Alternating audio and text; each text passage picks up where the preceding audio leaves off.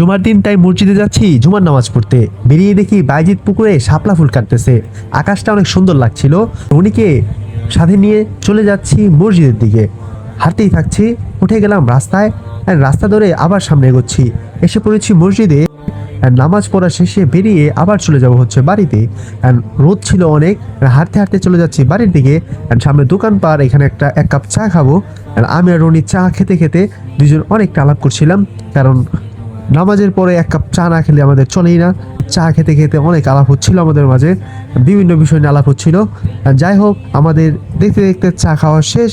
আর যাওয়ার পথে দেখলাম আমাদের কামাল দাদা অনেকগুলো মাছ পেয়েছে। অনুভূতি ভালো? আলহামদুলিল্লাহ। আরো মাছ মারবো আজকে? না, আজকে আর মারবো না। গাইস, নামাজ পড়া শেষ, তারপর দোকান পাড়ে আইসা একটা চা খাইলাম। মাঝখানে দাদার সাথে দেখা হয়েছিল, আলাপ করলাম। এখন আসছি রনিদের চা খাই পারে। এখন চলে যাবো বাড়ির দিকে। আশা করি সকলের ভিডিওটা ভালো লাগছে। দেখা হচ্ছে পরের ভিডিওতে। টাটা, আল্লাহ হাফেজ। عروسة النور تاج البدر يبرزها